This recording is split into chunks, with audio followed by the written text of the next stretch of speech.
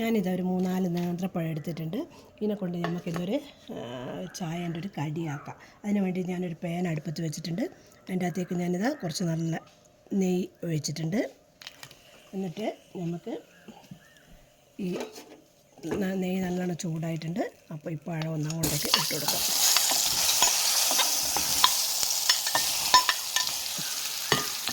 എന്നിട്ട് നല്ലോണം വാടിക്കുഴഞ്ഞ് വരണേ. നല്ല മിക്സാക്കിയിട്ട് കിട്ടും. നമുക്ക് അടിഞ്ഞ് നല്ല പഴുത്ത പഴമാണെങ്കിൽ നല്ല വേഗം ആയിട്ട് കിട്ടും. അല്ലെങ്കിൽ നമുക്കില്ല സ്പൂൺ കൊണ്ടൊന്ന് വെച്ചിട്ടൊന്ന് ഒരു ഇങ്ങനെ ആക്കിയെടുത്താലും മതി. ഞാനതിന് നിന്നിട്ടില്ല. ഞാൻ ആദ്യം തന്നെ നെയ്യിൻ്റെ അകത്തേക്ക് ഇട്ടതാണ്. എന്നിട്ട് നമുക്കിന്ന് എന്നാൽ ഇനി ബാക്കിയുള്ള ചെയ്യേണ്ടത് പറഞ്ഞുതരാം.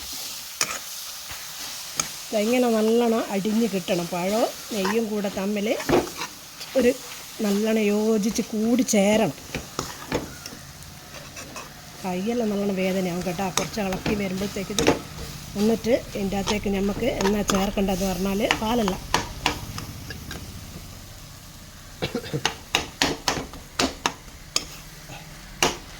ഈ അടിഞ്ഞ പഴത്തിൻ്റെ അകത്തേക്ക് നമുക്ക് ഒരു സാധനമാണ് ഇടേണ്ട എന്നാണ് ഞാൻ പറഞ്ഞുതരാം.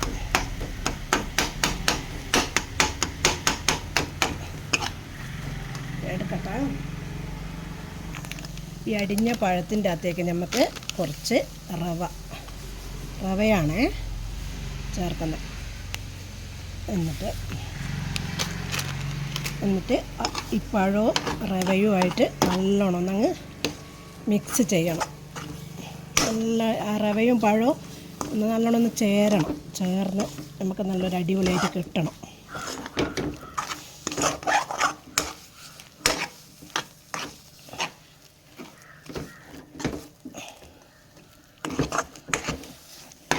ഇങ്ങനെ കിട്ടണം. ഇതിന് ശേഷം നമുക്ക് വേണ്ടതെന്ന് പറഞ്ഞാൽ കുറച്ച് പാൽ ഒഴിക്കണം. കുറച്ച് പാൽ ഇതെല്ലാം ഒന്ന് വേവാൻ വേണ്ടിയിട്ടാണ്. കുറച്ച് പാൽ ഒഴിക്കാം. അതിന് ശേഷം നല്ലോണം ഒന്ന് പിന്നെയും നല്ലോണം ഒന്ന് ഇങ്ങനെ മിക്സാക്കി കൊടുക്കണം. പാലും റവയും പഴവും കൂടെ നല്ലോണം ഒന്ന് ചേരട്ടെ. പാലും റവയും പഴവും കൂടെ നല്ലോണം കണ്ട ഇങ്ങനെ ഈ ഒരു പരുവത്തിൽ കിട്ടണം. ഈ ഒരു രീതിയിൽ കിട്ടുമ്പോൾ നമുക്ക് അടുത്തൊരു സാധനം ചേർക്കാം. എന്താന്ന് പറഞ്ഞാൽ മധുരത്തിനാവശ്യമായ പഞ്ചസാര. അപ്പോൾ ഈ പഞ്ചസാര അലിയുമ്പോൾ കുറച്ചുകൂടി ഇതൊന്ന് ലൂസാവും. ഇതിൽ വേറൊരു വലിയൊരു സംഭവങ്ങളൊന്നും വേണ്ട കേട്ടോ. നമുക്ക് നല്ലൊരു 4 മണീൻ്റെ ചായക്ക് എടുക്കാൻ പറ്റുന്ന അടിപൊളി ഒരു ചായേൻ്റെ ഒരു കടിയാണ്. ഈ പഞ്ചസാര അലിയുമ്പോൾ എന്താവും, കുറച്ചുകൂടി ഒന്ന് ലൂസാവുമല്ലോ. അപ്പോൾ അന്നേരം നമ്മൾ പിന്നെയും വീണ്ടും ഒന്ന് നല്ലോണം ഇങ്ങനെ ഇളക്കി ഒന്ന് ചേർക്കണം. പഴത്തിന് നല്ല മധുരം ഉണ്ടാവും. അതുകൊണ്ട് മധുരം ആവശ്യത്തിന് നോക്കിയിട്ട് ചേർത്താൽ മതി. നല്ല മധുരം വേണമെങ്കിൽ നല്ലോണം പഞ്ചസാര ചേർക്കും. അപ്പോൾ നല്ലതായിട്ടുണ്ട്. പഞ്ചസാര എല്ലാം അലിഞ്ഞ് നല്ലതായിട്ടുണ്ട്. ഇനി നമുക്കിത് എന്ത് ചെയ്യാം, ഒന്ന് തണിയാൻ വെക്കാം. ഓഫാക്കട്ടെ.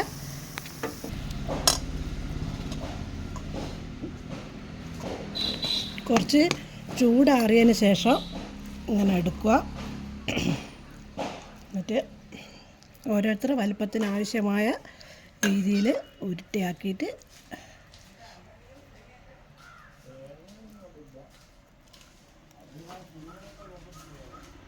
ഉരുട്ടിയായിട്ട് ഇങ്ങനെ വെക്കുക. എത്ര വലിപ്പം വേണോ അത്ര രീതിയിൽ എടുത്താൽ മതിയേ. നല്ല ചൂടുണ്ട് കേട്ടോ. ചൂട് മാറുന്നതിൻ്റെ മുന്നേ എടുത്ത് ഇങ്ങനെ വേണമെങ്കിൽ കഴിക്കാം. പക്ഷെ ഞാനൊരു സംഭവം കൂടി ആക്കുന്നുണ്ട്, അത് കാണിച്ചു തരാം. ഒരു ചീനിച്ചട്ടിയോ അല്ലെങ്കിൽ ദോശക്കല്ലോ എന്തെങ്കിലും ഒന്ന് വെക്കുക. എന്നിട്ട് നമുക്കിങ്ങനെ മുക്കി പൊരിക്കുന്ന അത്രയുള്ളൊരു എണ്ണയൊന്നും വേണ്ടേ. നെയ്യാക്കിയാലും മതി. നെയ്യാക്കി കഴിഞ്ഞാൽ നല്ല രസം ഉണ്ടാവും. പക്ഷെ ഞാൻ നെയ്യാക്കുന്നില്ല, ഞാൻ എണ്ണയാക്കാം. കൂടുതലൊന്നുമില്ലേ, കുറച്ച്. അതെല്ലാം ഒന്നൊരു ഇതായിട്ട് കിട്ടാൻ. എന്നതിന് ശേഷം ഇതൊന്ന് ചൂടായി കഴിഞ്ഞാൽ നമുക്ക് എന്ത് ചെയ്യാം, ഇതൊന്നിങ്ങനെ ഇടുക. ഞങ്ങൾ ഇത് കണ്ടില്ലേ മുങ്ങി നിൽക്കുക മാത്രം അങ്ങനെയൊന്നല്ലേ, ഇതൊന്നിങ്ങനെ ചെറുതായിട്ടൊന്നൊരു ഒരു മൊരിച്ചെടുക്കുന്ന പോലെ ആക്കണം, വേറെ ഒന്നല്ല. കാണിച്ചു തരാം എങ്ങനെയാണ് ഉണ്ടാവാൻ. അതൊന്ന് ഇതാവട്ടെ, എല്ലാം ഒന്ന് ഒരു തിരിച്ചു മറിച്ച് വിട്ടിട്ടൊരു ബ്രൗൺ കളർ ഇതാകുന്നവരെ ഒന്ന് എല്ലാവരും ഒന്ന് ചെയ്ത് എടുത്തിട്ട് മാറ്റി വെച്ചാൽ മതി. ഇത് നമുക്ക് ഈ സൈഡും കൂടി ഒന്ന് ആയതിന് ശേഷം എന്താക്കാം, നമുക്ക് വാങ്ങി വെക്കല്ല മറ്റോ കൂടി ആക്കിയെടുക്കാം. ഇത് ഒരു പ്രാവശ്യം വെന്തതാണ്, അപ്പം പിന്നെ ചെറിയൊരു ടേസ്റ്റിന് വേണ്ടിയിട്ട് മാത്രമാണ് ഞാൻ ഇങ്ങനെ ആക്കുന്നത്, അല്ലാണ്ട് തന്നെ കഴിക്കുന്നതിനെ കൊണ്ട് കുഴപ്പമൊന്നുമില്ല. ഞാനിത് എടുത്ത് വെക്കട്ടെ. അടിപൊളി ഒരു 4 മണി പലഹാരം.